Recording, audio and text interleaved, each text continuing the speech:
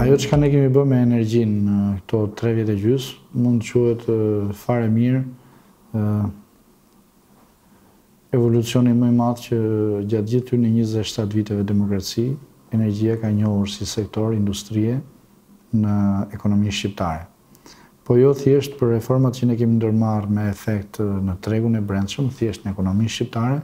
por kur kemi parasysh edhe qasjen që kemi pasur. Në thelb dy janë treguesit kryesor në energji që neve kemi të matshëm ose si objektiva kryesorë është siguria e furnizimit me energji elektrike, me energji në përgjithësi dhe cilësia e furnizimit. Dhe përveç këtyre, ajo që ka qenë më e rëndësishme është nga pikpamja rajonale, ne jemi antar të CAOS, pra qendrës së alokimit kapaciteteve në Podgoricë, me të drejtat plota, ashtu siç shumë afër tani jemi një zonë rregulluese më vete, antar me të drejtat plota të ENTSO-is, kur kemi qenë për shumë vite thjesht candidate, tani më së fundi jemi antar dhe shpresojmë shumë shpejt dhe Kosova. Kemi krijuar rritje kapaciteti me Greqinë nga 150 kVA që kemi pasur linjë transmetimi, tani kemi 400 kVA në Zemblak. Kemi bërë të mundur, kemi mbyllur investimin e interkoneksionit me Kosovën, 400 kV, pritet të jetë në eficiencë sapo Kosova të jetë zonë rregulluese më vete, e pavarur.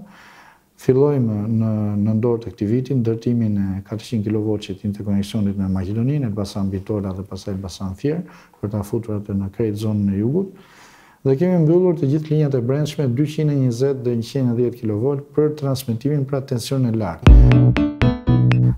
Gjithë këto investime që janë bërë kanë bërë të mundur që ne të kemi akses në mënyrë cilësore në gjitha burimet e energjisë në rajon, po ashtu të japi mundësi gjenerimit kapaciteteve të reja në për gjithë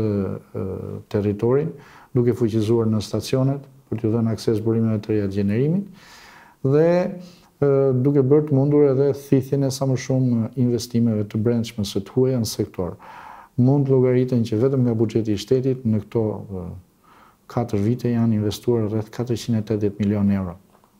në gjithë sistemin elektroenergjetik dhe jo për shtyje borxhi, por për investime. Pra nuk fusim këtu rifinancimet e borxheve të vjetra. Ndërkohë që rreth 1,5 miliard është totali i investimeve të kryera nga privatët në gjenerim burimesh apo në investime që përmirësojnë eficiencën e energjisë në konsum, pra në teknologjitë që përdorin energjinë. Prap kjo nuk e garanton sigurinë totale të furnizimit, duhet patjetër të kesh diversifikim dhe për këtë arsye tash më së fundi jemi duke stimuluar edhe burime të tjera, siç është energjia e erës, energjia e diellit. Një pjesë të tyre kemi në plan të stimulojmë dhe me tarifë feed-in, pra me tarifë mbështetëse, ndërkohë që për të gjithë investimet në këtë fushë japim mundësinë e aksesit pa taksa gjatë gjithë kohës së zhvillimit të projektit, çka bën të mundur që investimet të realizohen në kohë. Ashtu si edhe kemi integruar brenda këtij rrjeti, do të thoja konsumi energjie, krejt nevojën për energji të përballuar gjithashtu edhe me të tjera lloje energjisë, fuels, naftë dhe gaz,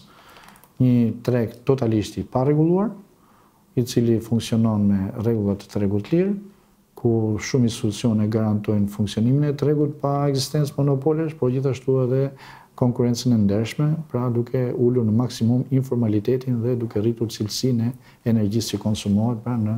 naftë dhe në gaz. Së shpejti presim ndihmë komercial edhe në gaz, nëpërmjet Shell-it, i cili ka zbuluar naftë dhe gaz njëkohësisht, dhe për 2-3 vjet themi që do të kemi prodhim goxha të konsiderueshëm vendës të gazit, po kështu edhe ndërtimi i Ionin Adriatic Pipeline, që është linja e Adriatikut perëndimor, fillon nga Fieri dhe mbaron në Rijekë, do të bëjmë të mundur shfrytëzimin e kapaciteteve të gjithë këtyre vendeve, duke filluar nga Kroacia deri në Shqipëri, për burimet e gazit që ato kanë, për ta përdorur atë në mënyrë sa më eficiente për prodhimin e energjisë, po edhe për ta shfrytzuar për qëllime industriale. Si fillim vetëm për qëllime industriale.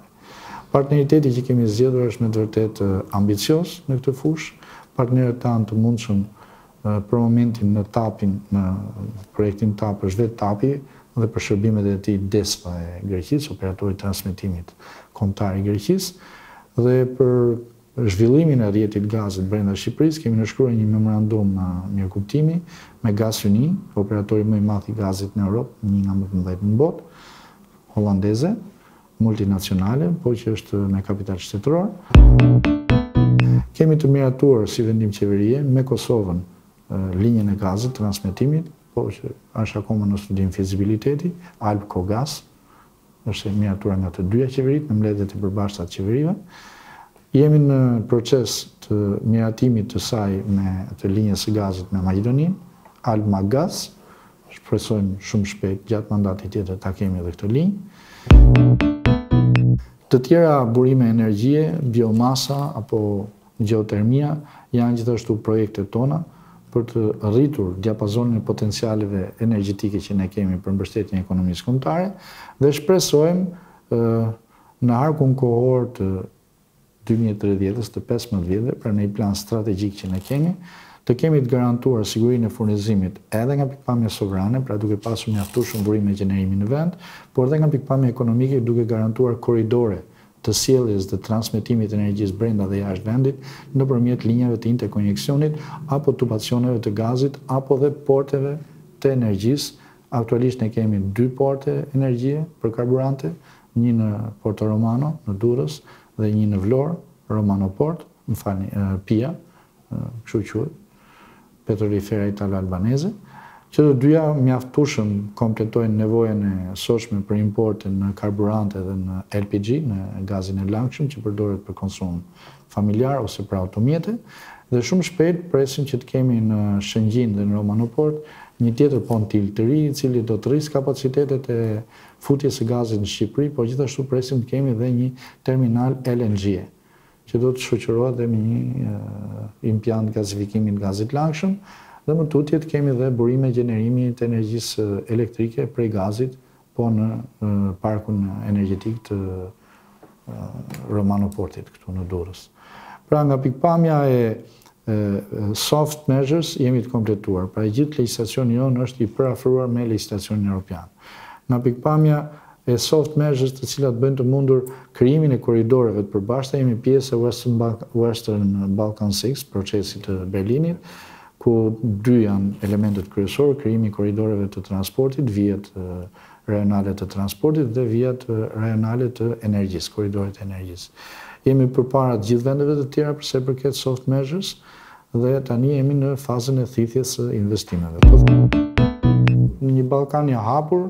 i cili është shumë më eficient se sa një Ballkan i ndarë copza, me tregje të vogla, të cilat dhe nga ana e menaxhimit janë shumë më të kushtueshme kur janë të ndara,